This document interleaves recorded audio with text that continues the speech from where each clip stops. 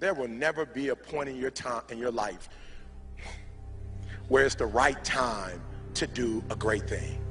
If you're waiting for that perfect moment, that perfect timing, it's not going to happen. You know what you have to do? You have to create the perfect time and the perfect opportunity and the perfect situation.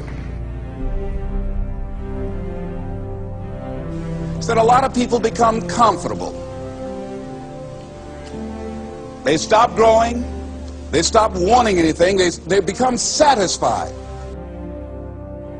People getting ready to go to jobs that they don't like. Jobs that are making them sick.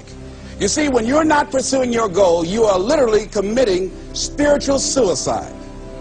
When you have some goal out here that you're stretching for and reaching for that takes you out of your comfort zone, you'll find out some talents and abilities you have that you didn't know you have. When the messenger of misery visits you, what are you going to do? What will keep you in the game?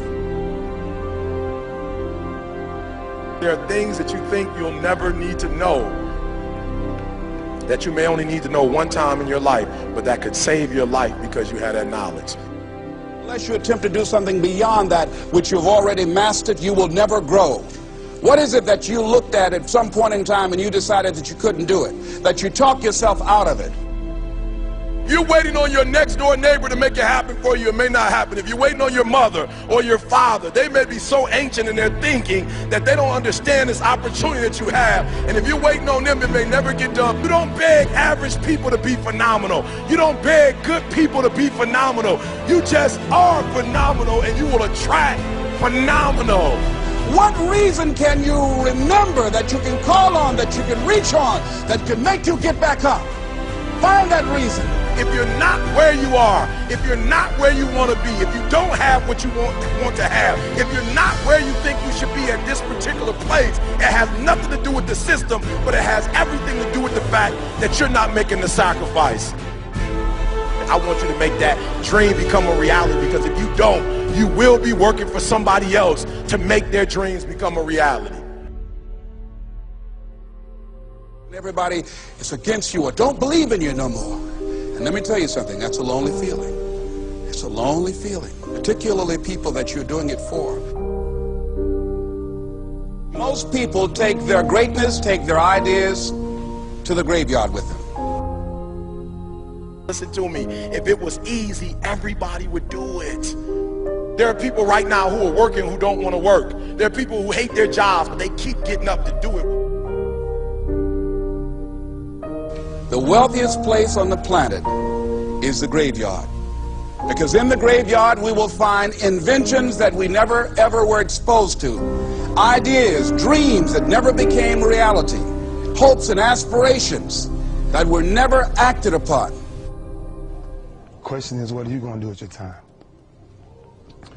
What drives you? And greatness is a lot of small things done well. Day after day, workout after workout, obedience after obedience, day after day. When things don't work out for you, when things happen that you could not anticipate, what are the reasons that you can think of that can keep you strong? You will never ever be successful until you turn your pain into greatness, until you allow your pain to push you from where you are to push you to where you need to be. Stop running from your pain and embrace your pain. Your pain is going to be a part of your prize, a part of your product. I challenge you to push yourself. See, it's easy to be on the bottom. It doesn't take any effort to be a loser. It doesn't take any motivation, any drive in order to stay down there on a low level. But it calls on everything in you. You have to harness your will to say, I'm going to challenge myself. I mean that what you did last week don't count. Today is the only important day. There are 86,400 seconds in a day, and how you use those are critical. You got 86,400 today, and what you do today is going to cement who you are. Nobody's going to talk about what you did last week. That the biggest enemy you have to deal with is yourself. There's an old African proverb that says, if there's no enemy within, the enemy outside can do us no harm. You you have this opportunity of a lifetime. It means absolutely nothing if you don't take advantage of it in the lifetime of this opportunity. I got a saying that when life knocks you down, try and land on your back, because if you can look up, you can get up. If you want a thing bad enough to go out and fight for it, to work day and night for it, to give up your time, your peace, and your sleep for it, if all that you dream and scheme is about it, and life seems useless and worthless without it.